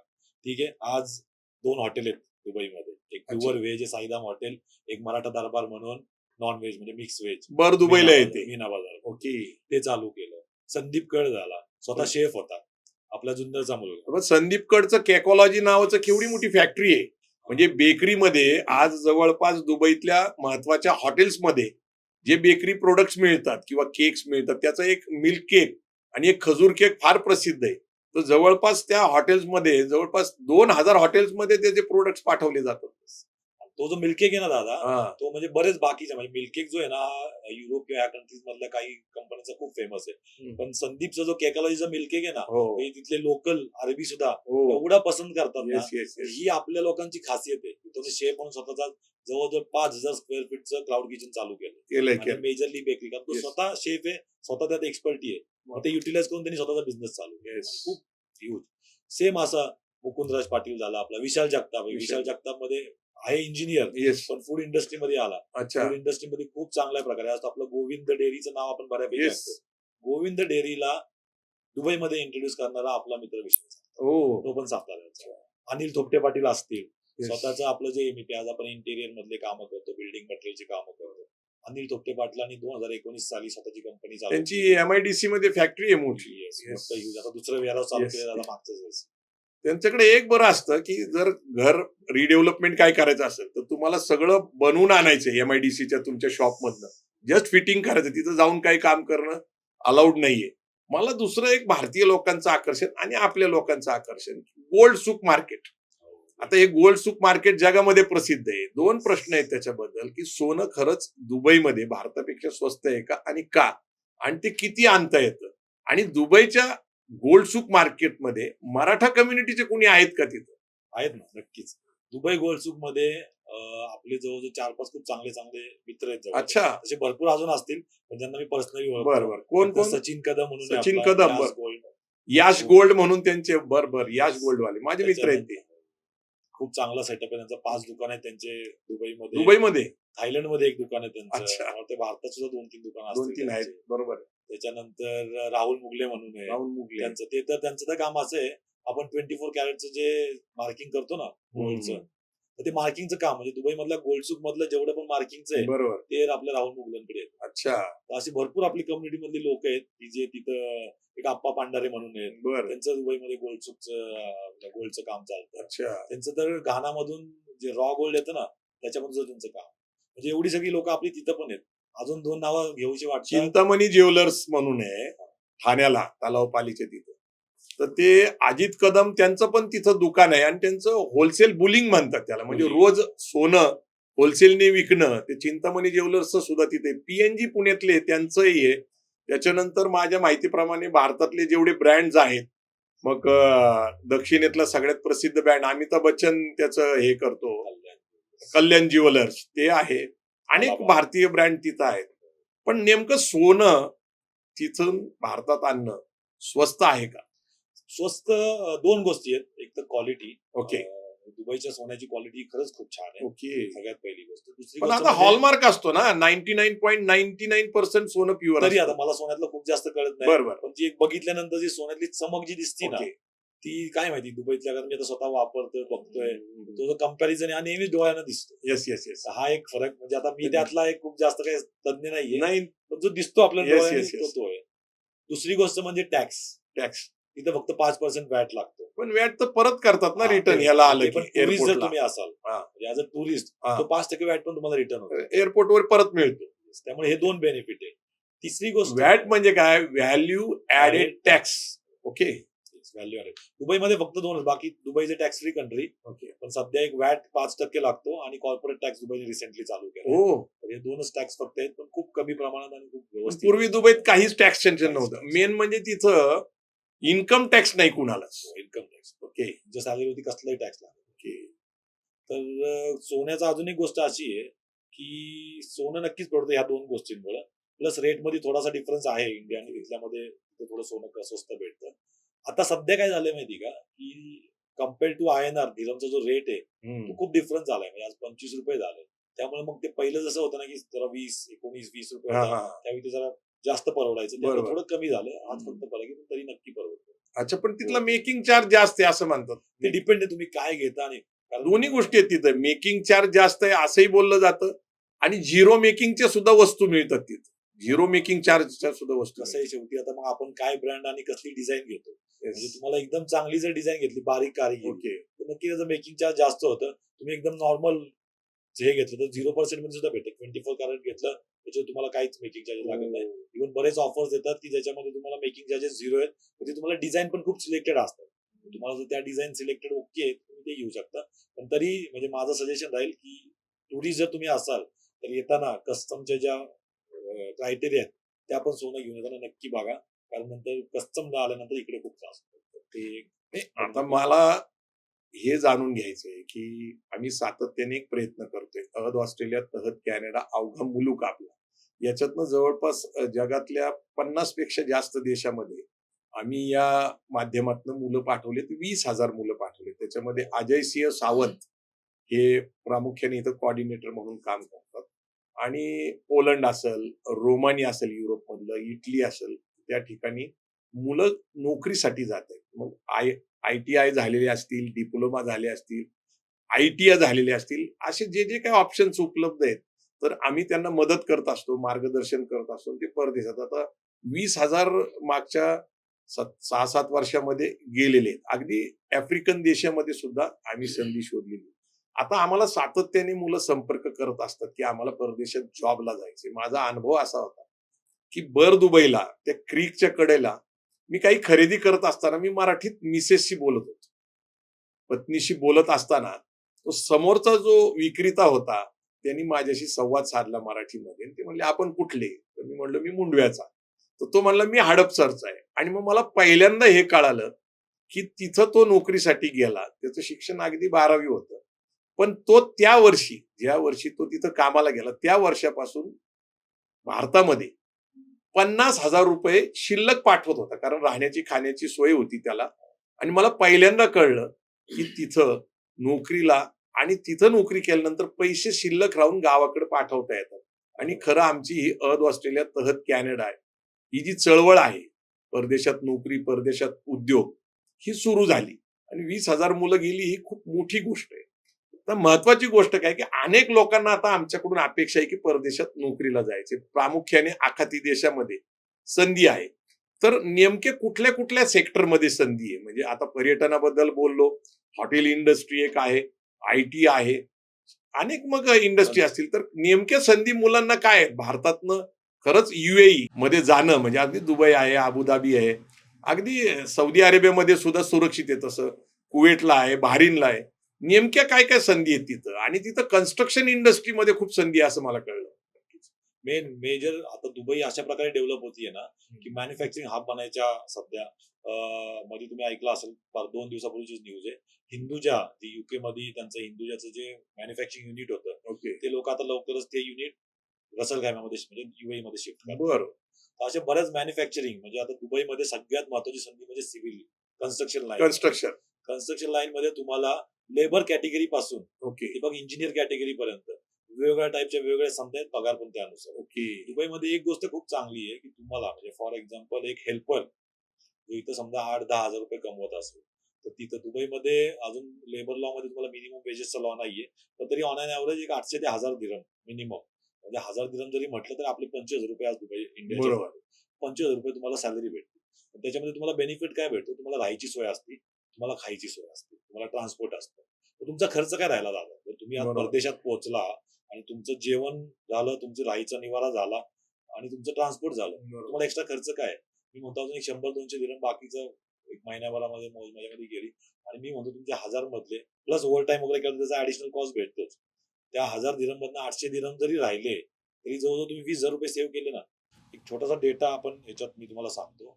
2024 मध्ये 2024 पूर्ण वर्ल्ड मधून जी एनआरआय कम्युनिटी आहे नॉन रेसिडेन्शियल इंडियन त्यांनी भारताबाहेरून भारतात पाठवलेला जो रेमिटन्स होता तो जवळजवळ $130 बिलियन बापरे. म्हणजे 10 दशलक्ष करोड पेक्षा सुद्धा जास्त अरे बाप. अमाऊंट ही त्यांनी ट्रान्सफर भारतात पाठवली. भारतात पाठवली. ओके. ह्या 10 लाख करोड मधनं जे गल्फ मधनं पैसे ट्रान्सफर झाले हो. 2024 मध्ये ते जवळजवळ 4 दशलक्ष करोड रुपये. म्हणजे 40% जो पैसा आहे हा फक्त गल्फ मधनं आहे. बरं. आणि सगळ्यात इंटरेस्टिंग गोष्ट म्हणजे ह्या 4 लाखामधले जे 2 लाख आहेत, अच्छा. 2 लाख दशलक्ष करोड हे फक्त दुबई मधनं म्हणजे युएई मधनं आले. अच्छा. म्हणजे विचार करा वर्ल्ड म्हणजे जगातनं जे येणारे पैसे पाठवतायत त्यातले जवळजवळ 20% ही अमाऊंट फक्त युएई मधनं. अच्छा.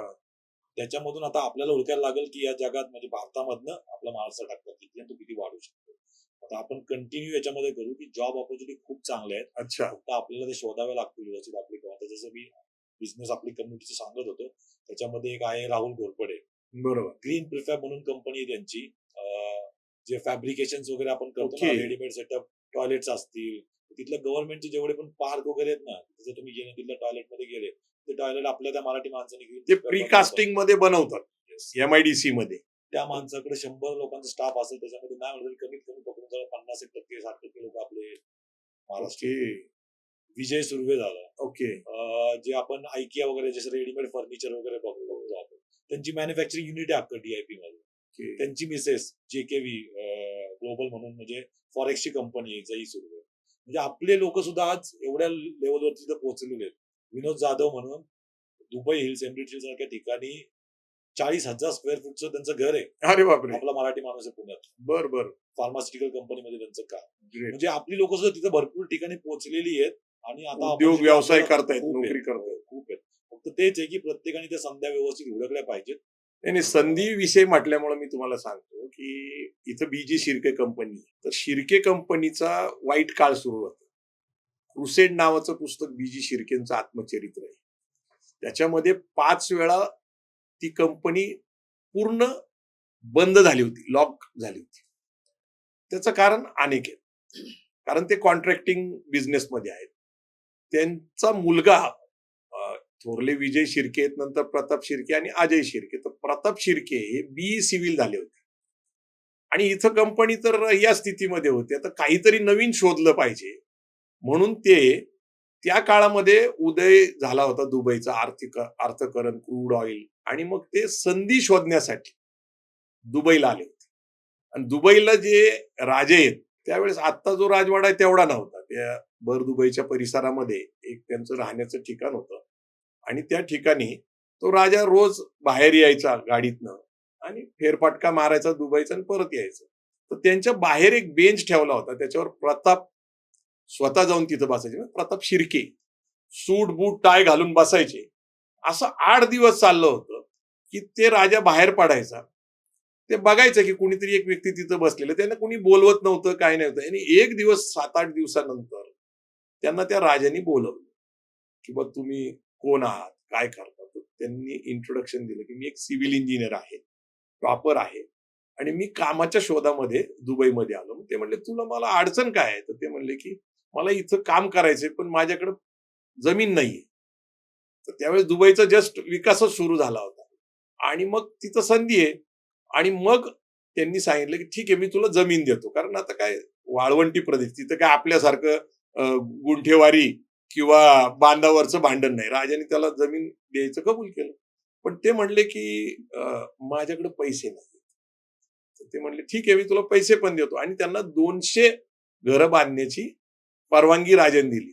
मग ते म्हटले की 200 घरं बांधायसाठी भारतातनं मला लोक आणणं परवडणार नाही. आणि मग त्यांना 2000 घरांची कामं मिळाली. त्या प्रताप शिर्केंनी बीजी शिर्केंच्या कंपनीने जवळपास 20,000 घरं ही दुबईमध्ये बांधली. पुरंदर असेल, भोर असेल, वेल्हा असेल किंवा दौंड असेल, या परिसरातलेच आपले लोक दुबईला त्या काळामध्ये काम करत होते. दुर्दैवाने तिथं राहिले नाही, ते परत आपल्या गावाकडे आले. तर संधी कशी मिळते, जर तुमचा कॉन्फिडन्स असेल आणि तुम्ही जर भिडला तर तुम्हाला नक्कीच काम मिळू शकते. हे प्रताप शिर्केंचं उदाहरण फार महत्वाचं आहे. मला आदरणीय शरद पवार साहेबांनी सांगितलं, कारण ते त्यांचे मित्र आहेत. नंतर ते आपल्या दुबईला सोडून आता ते इंग्लंडला गेले आणि इंग्लंडला आता त्यांनी वेगळं काम करतायत. तर संधी ही शोधली पाहिजे. पण आता तिथं हॉटेल इंडस्ट्रीमध्ये मोठं काम आहे, म्हणजे तिथं शेफ म्हणून काम मिळू शकतं. बेकरी इंडस्ट्रीमध्ये काम आहे, कन्स्ट्रक्शन इंडस्ट्रीमध्ये आहे, पर्यटन क्षेत्रामध्ये काम आहे. आणि दुबईचा विकास काही थांबणार नाही. त्यांनी एक मागच्या काळामध्ये 2020 एक्झिबिशन, वर्ल्ड एक्झिबिशन केलं होतं. त्याच्याबद्दल थोडंसं सांगा ना. 2020 एक्सपो दुबईमध्ये, म्हणजे वर्ल्ड वाईड मध्ये जे एक्सपो होतात त्याच्यामध्ये नवीन नवीन इनोव्हेशन असतात. असं यावेळी संधी दुबईला भेटली होती 2020 मध्ये. बरं. आणि नेमकं त्यावेळी काय झालं, 2020 मध्ये दुबईने तयारी खूप चांगली केली होती. कोविड आला. अच्छा. तर तो एक्सपो 2020च्या ऐवजी ऍक्च्युली 2021 मध्ये झाला. बरं. पण तो एक्सपो एवढ्या चांगल्या प्रकारे हाताळला गेला होता आणि एवढ्या चांगल्या प्रकारे ते पॅव्हिलियन्स होते प्रत्येक कंट्रीचे, म्हणजे मी स्वतः बघितले. आणि सुनीता म्हणजे माझी बायको तिथे व्हॉलेंटियर होती. मी आलो होतो त्या एक्झिबिशनला आलो होतो. 2020चं जे होतं, जे 21 मध्ये झालं, ती स्वतंत्र नगरीच त्यांनी वसवलेली. आणि आता तर खूप, आता जर तुम्ही आले दादा तर एक वेगळी सिटीच झाली आहे. नाही, दुबईचं एक वेगळं वैशिष्ट्य काय आहे की तिथं फूड एक्झिबिशन असतं, मशीनच्या संबंधित एक्झिबिशन असतं. तिथं अनेक एक्झिबिशन सातत्य, इलेक्ट्रॉनिक्स वस्तूचं एक्झिबिशन असतं. आणि मग आपले लोक त्याच्यात सहभागी होत असतात. आता मूळ मुद्दा काय आहे की ह्या सगळ्यामध्ये मूळ विषय असा आहे संधी शोधण्याचा. नेमकी समस्या काय आहे की जर परदेशात नोकरीला जायचं म्हटलं तर कुटुंबाशी त्यांचं जे नातं असतं ते तुटत नसतं. मित्र मंडळी, गाव किंवा त्यांचं शहर सोडायला तयार नसतं. तुमचा जो अनुभव आहे, तुम्ही आज 10-12 वर्ष दुबईमध्ये राहता, तुम्हालाही असंच वाटलं असेल ना, माझं कुटुंब मागं राहील, आई वडील मागं राहतील, मित्र मागं राहतील. तुम्ही हे जी नवीन पिढी आहे, ज्यांना परदेशात जाऊन नोकरी करायची, पण त्यांची इमोशनल अटॅचमेंट त्यांच्या गावाशी, कुटुंबाशी आहे, तो एक विषय आहे. नंतर तिकडची सुरक्षितता. काय होतं की दुबई किंवा आखाती देशामध्ये काही लोकांना वाईट अनुभव आलेले. त्यांना इथून नोकरीसाठी पासपोर्ट काढून दिला, व्हिसा काढून दिला, तिथं प्रत्यक्षात नोकरीच नाही. अशाही काही अडचणी झाल्या. ह्या ज्या फ्रॉड केसेस आहेत त्याची भीती आहे. सध्याच्या परिस्थितीमध्ये अशा फ्रॉड केसेस होतात का? कारण आता काय झालेलं आहे, महत्वाची गोष्ट अशी आहे की भारत सरकारने आणि महाराष्ट्र सरकारने जर्मनी, जपान, इटली आणि अनेक देशांबरोबर आता करार केलेला आहे. ऑफिशियल करार आहे. आणि जपानमध्ये साधारणपणे ओल्ड एज पीपलची संख्या वाढलेली. इकिगाई नावाचं पुस्तक आलेलं आहे, त्याच्यामध्ये त्यांचं आयुर्मान फार आहे. म्हणजे 25% लोक तिथले 80च्या पुढच्या वयाचे, 100च्या पुढचे पर्यंत आहेत. आणि जपानमध्ये आता तरुण वर्ग पाहिजे. आणि साधारणपणे 5-5.5 लाख तरुण हे जपानमध्ये अकोमोडेट होऊ शकतात वेगवेगळ्या काय. पण जपानीज भाषा येणं कंपल्सरी. जर्मनीमध्ये पण ओल्ड एज पीपलचा प्रॉब्लेम आहे. पण ओल्ड एज पीपल असताना सुद्धा तिथं तरुणांना प्रचंड संधी येतात. त्यांचाही आकडा साधारणपणे 5 ते 7 लाख आहे. इटलीमध्ये पण आहे. पण भारत सरकार आता त्यांच्याशी अधिकृत करार करते. आणि मला आपल्याला सांगायला आनंद वाटेल की हनुमंत गायकवाड, BVG म्हणजे भारत विकास ग्रुपने सुद्धा आता अमेरिकेपासून जे आपण जपान, जर्मनी, इटली बरोबर आता स्वतः करार केलेले. तर त्यांनी एक ऑफिशियली एक टोल फ्री नंबर निर्माण केलेला आहे, जिथं आपण कॉल करून त्यांना परदेशातल्या नोकरीबद्दल विचारू शकतो. त्यांच्या साईटवर जाऊन, BVG ग्रुपवर जाऊन आपण आपलं बायोडाटा अपलोड करू शकतो. पण नेमकं पूर्वीचा अनुभव असा आहे की फ्रॉड होतात, फसवणूक होती, काय काळजी घेतली पाहिजे. आणि खरंच ही जी इमोशनल अटॅचमेंट आहे त्याच्याबद्दल तुमचा अनुभव काय आणि नेमकं तुम्ही काय सांगू शकता त्यांना? नक्कीच. माझं म्हणणं आहे याच्यामध्ये ना काही ऑथेंटिकेट साईट्स जसं लिंक्डइन झालं, बर. इंडीड आहे, इंडीड ओके. म्हणून जॉबची साईट आहे, गल्फ ऑनलाईन येते सगळे? हे सगळं ऑनलाईन गोष्टी बर, बर, आहेत. बर. तुम्ही जाताना आहे ना ऑथराईज चॅनल थ्रू जा. ठीक आहे, फ्रॉड अजून सुद्धा होतात, नाही होतात. असं नाही म्हणणार ओके मी. ओके. पण त्याच्यामध्ये काही गोष्टीची काळजी आपण पण घेणं जरुरी आहे. दुबईमध्ये जेव्हा तुम्ही एखाद्या चांगल्या कंपनीत जॉब भेटतो ना, तर दुबईमध्ये तुम्हाला पहिल्यांदा कशाचेही पैसे द्यावे लागत नाही. नाही. जर तुम्हाला सगळ्यात पहिल्यांदा पैसे मागितले जातात हो ना, हो. त्यावेळी मात्र तुम्ही हा, म्हणजे जागा, लाख, चौकशी, 1.5 लाख, 2 लाख ते गरीब मुलं कुठून देणार? विजासाठी कॉस्ट येतो, नक्कीच येतो. याच्यामध्ये कसं आहे माहिती का, की तुम्ही बघितलं असेल दुबई, आपण म्हणजे मी पण जेव्हा गल्फमध्ये जायचा असा आला अनुभव आणि जेव्हा माहिती काढली तेव्हा बरेचपैकी निगेटिव्ह गोष्टी अशा आल्या होत्या की दुबईमध्ये तुम्ही गेला किंवा UAE मध्ये किंवा गल्फमध्ये गेला, तुमचा पासपोर्ट काढला जातो, हा. ठेवला जातो आणि मग तुम्हाला सोडलं तुम्हाला जात भारतात नाही. परत येता येत नाही. 2-2 वर्ष तुम्हाला येता येत नाही. अच्छा. यात पार्शियल गोष्ट खरी आहे. ठीक आहे, 2 वर्ष तुम्हाला येता येत नाही, याच्या मागे रिझन पण तेवढे आहेत. आता दादा समजा मी एक बिझनेस चालू केला तिथे, मी जेव्हा बिझनेस चालू करतो तेव्हा तिथं प्रत्येक गोष्टीला कॉस्ट आहे. म्हणजे दुबई जेवढी चांगली आहे ना तेवढा म्हणजे दुबईमध्ये श्वास घ्यायला सुद्धा पैसे. तिथं चांगल्या गोष्टी आहेत, तिथं बाकीच्या गोष्टी पण आपण मॅनेज करणं खूप जरुरी आहे. ओके. जेव्हा तुम्हाला एखादा जॉब भेटतो, जेव्हा तिथे जर व्हिसा काढायचा असेल तर त्या व्हिसाला साधारणतः 6 ते 7,000 दिरहम, म्हणजे आपल्या याच्यामध्ये 1.5 ते 2 लाख रुपये खर्च आहे. आज एक जर एम्प्लॉई म्हणून म्हणजे मी एखादी जर कंपनी चालू केली, जर 10 एम्प्लॉई घेतोय, 10 एम्प्लॉईची कॉस्ट मला जवळजवळ 15 ते 20 लाख रुपये पे करायची. तो व्हिसा बनतो 2 वर्षासाठी. माझी अपेक्षा काय असते की 2 वर्ष त्या माणसाने तिथं काम केलं बरोबर पाहिजे. आहे, बरोबर. तो जर माणूस आला आणि तो जर 2 महिन्यातच म्हटला तर मी परत जाणार, तर त्या माणसावरती टाकलेले जे पैसे ते रिकव्हर सुद्धा होत नाही. हा जो अनुभव आहे बरेच लोकांना, त्यामुळे लोक काय करतात की पासपोर्ट स्वतःकडे एम्प्लॉई ठेवून घेतो की जेणेकरून तुम्हाला जाण्यासाठी लगेच हे होणार. एवढे बाकी फॅसिलिटीज तुम्हाला चांगल्या आहेत, सगळ्या गोष्टी आहेत, तुम्ही व्यवस्थित जर बघून गेलं तर राहायची म्हणजे जे लेबर कॅम्प आहेत जिथं आज आपण म्हणजे एखादा विथ AC एखादा आलिशान मिडल क्लास माणसाचं जे घर असतं ना, तशी घरं तिथं प्रोव्हाइड केलेले असतात. एका रूम मध्ये 3 किंवा 4 लोक असतात. तेवढी गव्हर्नमेंट सुद्धा तिथल्या बाकीच्या गोष्टीची केअर करते नाही असं नाहीये. तेवढी गोष्टीची केअर आपण सुद्धा केली पाहिजे या सगळ्या फॅसिलिटीज बघताना हे करताना. नाही, आता महत्वाची गोष्ट मला काय आहे की मी सातत्याने ऐकतो तिथं फार सुरक्षित वातावरण आहे. म्हणजे महिला अगदी रात्रीचा सुद्धा कुठूनही कुठं प्रवास करतात. तिथली पोलिसिंग एजन्सी फार म्हणजे अलर्ट आहे, इमिजिएट ऍक्शन घेतात. म्हणजे तिथं फार सुरक्षित वातावरण आहे. म्हणजे महिलांना असेल किंवा आपल्याला असेल तर त्यांचं नेमकी सिस्टीम कशी चालते? दुबई आहे ना 100% अंडर सर्व्हिलन्स. तुम्ही आज एक बिल्डिंग उभी केली ना, हा. तर त्या बिल्डिंग मध्ये सुद्धा म्युन्सिपल कॉर्पोरेशनचे रूल्स आहेत. तुमचे इंटरनल कॅमेरे वगैरे जे काही असतील ते असतील, पण बिल्डिंगच्या बाहेर चारही साईडला जे कॅमेरे म्युन्सिपालिटीच्या रूलनुसार हे लागलेच पाहिजे. जेणेकरून काय होतं की कुठल्याही गोष्टीमध्ये काही एखादा इन्सिडेंट घडला, म्हणजे चोरी किंवा बाकीचे क्राईम तर लांब सोडा, तुम्ही गाडी चालवत असताना समजा गाडीचा ऍक्सिडेंट झाला की तुमची गाडी बंद पडली, तुम्ही साईडला उभी केली, पुढच्या 5 मिनिटाच्या आत पोलीस गाडी तुमच्या गाडीच्या आजूबाजूला असते, चेक करते काय झालं. तुमचं जेन्युइन रिझन असेल तर तो पोलीसवाला डबल इंडिकेटर देऊन तुमची गाडी रेडी होईपर्यंत तिथं उभा असतो. अरे वा. म्हणजे एवढ्या चांगल्या फॅसिलिटी तुम्हाला तिथं भेटल्या जातात. सुरक्षा नक्कीच महिलांच्या दृष्टीने असेल. तुम्ही 24 तास दुपारी रात्री 12 वाजता फिरा, एकदम पहाटे 4 वाजता तुम्ही फिरा, तर तुम्हाला कुठल्याही प्रकारचा तुम्हाला त्रास होत नाही. टॅक्सीज वगैरे 24/7 अवेलेबल असतात. त्या सगळ्या फॅसिलिटीज गव्हर्नमेंटने तेवढ्याच प्रमाणात अवेलेबल करून दिली. अच्छा. त्यामुळे राहण्यासाठी दुबईमध्ये कधीच कुठला त्रास होत नाही, आता आपण शेवटाकडे जात असताना मला एवढंच सांगायचंय की वाळवंटात निर्माण झालेलं दुबई हे एक स्वर्गासारखं शहर आहे. पर्यटनासाठी लोकांनी दुबई एकदा बघावं. जगाची ओळख करून घ्यायची असेल, परदेशात कुठल्याही अनेक देशात जाता येतं, पण पहिल्यांदा दुबई पाहायला पाहिजे. आणि दुबईमध्ये जर तुम्ही गेला तर 21व्या शतकातलं जग कसं असेल, किती सुंदर असेल, सगळं आधुनिक आहे. तिथं लेटेस्ट टेक्नॉलॉजीचा उपयोग केलेला आहे. बुर्ज खलिफा हे त्याचं एक उदाहरण आहे. परंतु वेळ खूप झालेला आहे. अभिजितजी, आपण दुबईवरनं खास आमच्या प्रेक्षकासाठी तुमचा अनुभव, तुमचा व्यवसाय, तुमचं करिअर शेअर करण्यासाठी आला. माझी एवढीच विनंती आहे आपल्या लोकांना की मराठा कम्युनिटी बिझनेस कम्युनिटी झाली पाहिजे.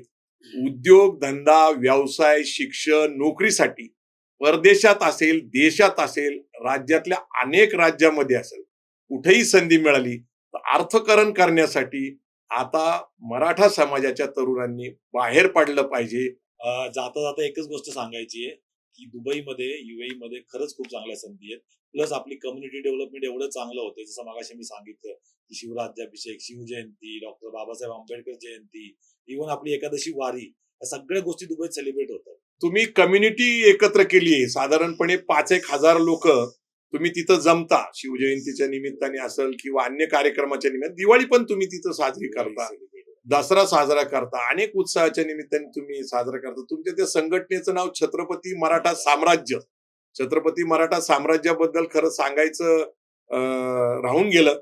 पण तुमचं त्या निमित्ताने मला कौतुक या कारणाने करावं वाटतं की तुम्ही दुबईमध्ये लोकांना एक सुरक्षित वातावरण देत आहे. कारण ज्यावेळेस मी मगाशी माझ्याकडून राहून गेलं की इमोशनली तुम्ही ज्यावेळेस एक गाव किंवा आपलं नातेवाईक सोडता, पण तुम्ही तिथे एक कम्युनिटी बनवलेली आहे. तुम्हाला तिथं सगळ्यांकडून एक सुरक्षित वातावरण निर्माण केलेलं आहे. तर तुमचं ते छत्रपती मराठा साम्राज्य या संघटनेचं सुद्धा कौतुक केलं पाहिजे. धन्यवाद. जय जिजाऊ, जय शिवराय, संधी दिल्याबद्दल. धन्यवाद सर.